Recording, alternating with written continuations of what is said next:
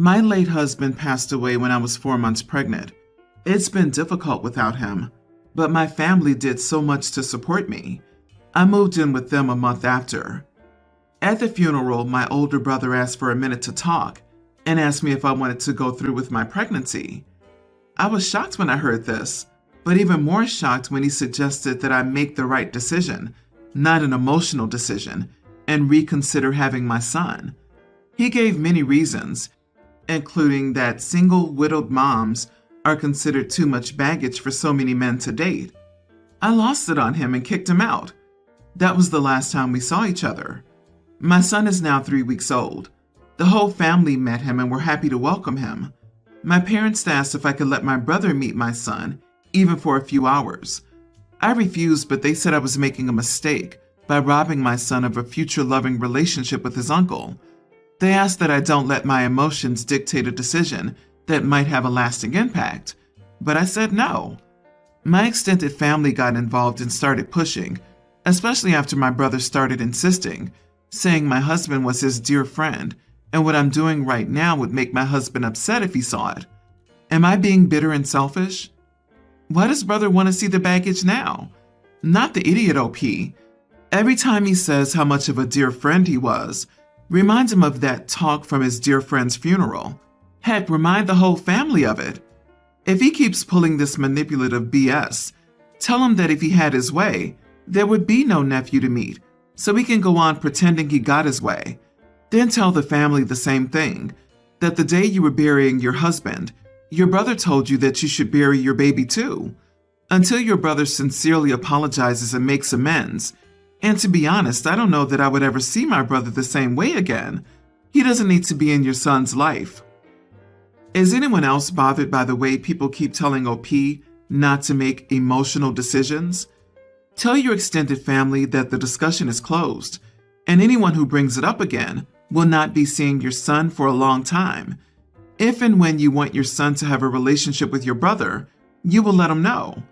I'm assuming your brother also hasn't bothered to apologize, but still feels entitled to have a relationship with your son and has no problem emotionally manipulating you to get what he wants.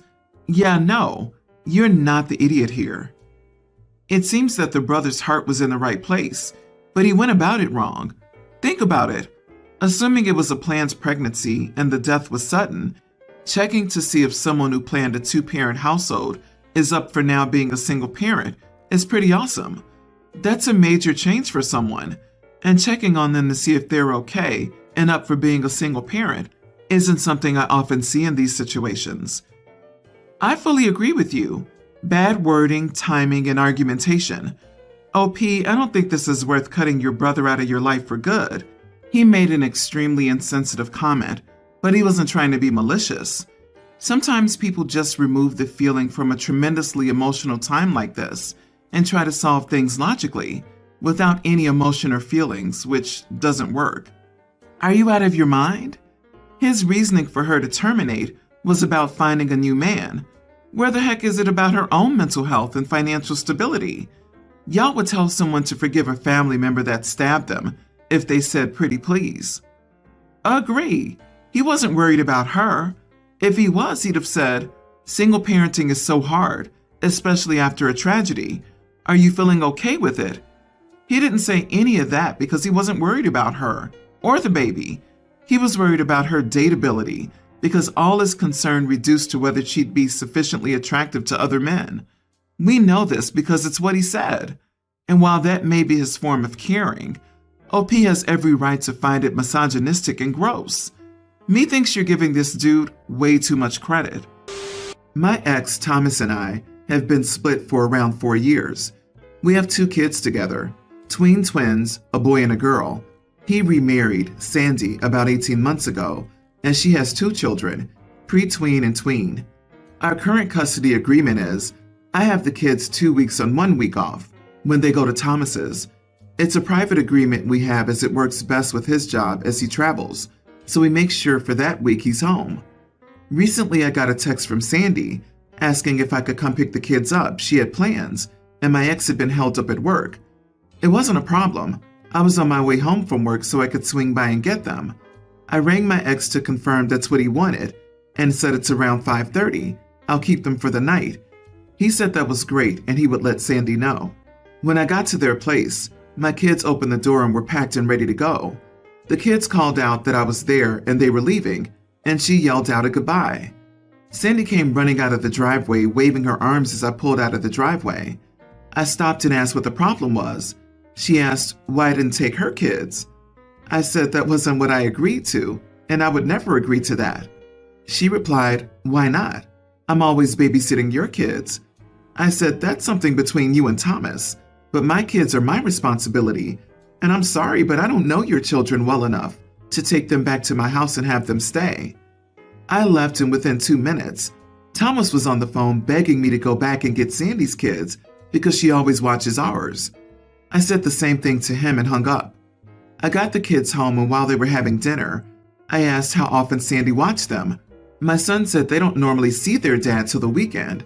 Sometimes they see him in the morning, but Sandy's normally with them during the week. I left the kids to watch TV and rang Thomas back. He started cussing me out about Sandy's kids. I let him finish and asked why he thought it would be appropriate for a woman that those kids hardly know to look after them at my house. He said again Sandy watches our kids, so fair's fair, and I've also upset her kids as they were looking forward to the sleepover. I rang my sister to vent. She flipped it on me and said that I was taking my issues with Sandy and Thomas out on Sandy's kids. I don't have any issue with either of them, but I'm starting to feel like I was the idiot, but I made no promises to her kids. Not the idiot. That's just not how custody works. You aren't obligated to take care of your ex's stepkids. It's on your ex and his new wife to figure out babysitting for all the kids while in their care. It's his agreement with her that she takes care of your kids on his behalf. You have no part in fulfilling this agreement. Of course, they're free to find a sitter for his stepkids as well. LOL. Exactly. They agreed to that custody arrangement so that he can ensure mirror time with the kids, but still couldn't be bothered. If the new wife considers that babysitting, perhaps they should stay with the mom and revisit child support. What's the point of them at dad's if he's just having someone else babysitting for most of the time? Just because her ex has dumped his parental responsibility onto her doesn't mean she can do the same. It's mind-blowing that he thinks that this is appropriate. It's also ridiculous that they told the kids they could go and not discuss it with you. Ex-wife and sister are just plain wrong. Watching your kids is something nice to do if you want. There's no obligation at all. I think getting a custody agreement might be a good idea. My boyfriend and his friends like to play video games together. I have little to no interest in video games. The issue is that for some reason, he and his friends think that them playing video games is the most interesting thing in the world. And you know how guys are into sports who will have their girlfriends come to watch their games. Of course, he and his friends expect us, the women, to do the same. I'll admit that we tried it once. It was boring and a massive waste of time. None of us were interested in just sitting there watching them play games. But for some reason, the guys expected that somehow this counted as a group hangout and thought it was a great time. They started to make plans to do it again, and I stepped in and said, "Hey, you guys can play, but we aren't going to sit around watching you play video games." They didn't get why we didn't like it, because they like sitting around watching people play games and always watch streamers play. I said if we're going to hang out as a group, we all need to be doing stuff together, interacting. They argued back that we could always join them in playing the games, and I just said that I know I have no interest in that, and a few of the other women chimed in to say so. Well, the guys are angry at me now, because to them, I ruined game night, which to them was something that everyone could enjoy. I don't get why they just can't play games together without dragging bored girlfriends along for the ride. My instinct is that some of them were using it to pretend they were spending time with their girlfriends so they don't get pegged as being crappy boyfriends. Not the idiot. You nailed it. The guys are thinking that if everyone's in the same room, it's a group activity, and thus spending time together. It's not. It's them selfishly gaming while their partners stare at a screen. Get better boyfriends. I wonder if the women are expected to give them snacks and drinks and tidy up while the guys play their games. My ex used to do this. I have no idea why I put up with it. I guess my standards were just lower back then. Looking back, I'm amazed by how much time I spent bored out of my skull while he was blissfully uncaring because he was doing something fun for him, and that's all that mattered. Of course, that attitude was reflected in other aspects of our relationship as well. Your free time is valuable, and you can decide how to spend it. This story is dripping with misogyny, which I'm having a hard time ignoring, but still not the idiot. I'm a woman who plays video games, and I still have never understood why anyone would want to watch someone else play games. Twitch is the weirdest concept to me. No one has any reason to be upset with you. You must be right about the other boyfriends, thinking they were getting credit for socializing. No one stops them from playing games. You just don't want to be a forced captive audience. None of the women liked it. End of story. I, 35, own my house outright, thanks to an inheritance from my grandparents. My partner, 34, hates their job, and we're thinking of them moving in with me once their lease is up. My partner asked if after they moved in, they could quit their job to reduce the amount of stress they were under. It would be easy for me to support both of us, especially without rent or a mortgage, allowing them to either find a different job or do something they enjoy. I do enjoy my work, so I'm happy to keep working. I told them sure, but they would have to do 40 hours of chores in exchange. I said if there were 1 or 2 chores they absolutely hated, I wouldn't mind taking care of those, but since we had no pets or children and have no plans on getting any, it should be easy for them to take care of the rest of the chores by themselves. That way we can both relax at the end of the day in a clean house. Besides, I honestly don't think there are even 40 hours of chores to do. I keep the house relatively clean by myself, and with a Roomba that runs daily, the only daily chore would be cooking and dishes. Laundry is once every week or 2, depending on how much we would make. Bathrooms would be once every 2 weeks, dusting once a week, taking out the trash once a week, etc. I pay a company to take care of the yard. The house isn't a mansion, and I'm able to get these chores done on my free days, so it should be more than easy to break up the chore list to 1 or 2 tasks a day, get everything done during the week, and still have plenty of time to relax the rest of the day. Of course, if they got a new job, I'd be happy to split things evenly. They threw a fit, saying I just wanted them to be my servant and that chores should be split equally. I normally agree, but if one person's hanging out all day and the other works, the person hanging out all day should do more house care so that the division of labor to run the home is more equal. I said if they didn't want to do the chores, we could keep them split, but they would have to keep working. I wouldn't pay for them. This upset them even more, and now they're giving me the cold shoulder. Am I the idiot here? Not the idiot. If your partner's just sitting around the house not working, what is she or he contributing to the relationship? When they said you just want me to be your servant, I hope you retorted, you just want to use me for my money. OP, don't do this. You don't want to support them. They want to be supported. They're going to become a leech as soon as they move in. Are they going to pay rent, utilities, half of taxes, insurance?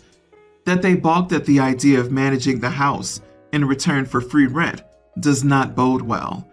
They seem to feel entitled to your money. Run while you can. This is what a stay-at-home partner does. The earning partner works 40 or more hours to support the family, and the stay-at-home partner does the housework. It's a division of labor. This is absolutely how this works. Otherwise, you're being taken advantage of. You share housework, but only you contribute financially. So it's reasonable to refuse to support someone financially if they refuse to support you with housework. But this is a red flag. OP, don't move them in and reconsider this relationship because they're making it clear what they want in the future. My sister-in-law, nearly adult female, is pretty hard to deal with. She had hang-ups with my brother marrying a brown Arab woman like me, 27. She also insults my cooking, doesn't like anything I make, and claims that it's all terrible from a terrible cuisine. That's why we don't invite her often. Anyway, my husband invited all his family tonight, and I thought of pulling a prank on her. So I cooked her one of our popular dishes, and we lied about it being an Eastern European dish. She loved it. She was all, "See? You see how better the European cuisine is? You all see how it tastes better? You should make more of this and less of that garbage you make in your country." Then 20 minutes later, I told her the truth. First, she thought it was a joke, but then realized that she messed up and snapped at me for lying to her. Not honorable at all. It quickly turned from a joke into some kind of fight with her. Dad-in-law, husband, and all brothers-in-law found no issues with it and even loved this prank. Mom-in-law, though, thought it was an idiot move for me to pull on a teenager and agreed with leaving early. Maybe I'm an idiot. I need a third opinion. Not the idiot. You exposed her crappy racist behavior in a completely non-harmful way. She outed herself by behaving the way she did. And mother-in-law, using the "she's a teenager" defense, is stupid. She's legally an adult in 1 year or less. She's not going to change on her 18th birthday magically. She needs to be called out on nonsense like this, or she'll never change. Maybe explore with your husband because mother-in-law reacted that way. Rather than good, she shouldn't have been saying that hateful stuff. So I'm glad you taught her the lesson that I evidently didn't. But maybe we've now identified the tree that the apple didn't fall far from. Everyone's the idiot here. You embarrassed her by doing this at a family gathering with lots of people. In my experience, embarrassing people is rarely an effective way to teach them a lesson, and that goes double for teenagers. I worry that you may have only succeeded in increasing your sister-in-law's resentment of you. I wish I had a magic bullet solution for your sister-in-law's terrible rudeness. She's the main idiot in this situation. I think embarrassment in the same setting as the criticism is fair. Sister-in-law has criticized the cuisine in front of the family, so OP and hubby decreased their visits.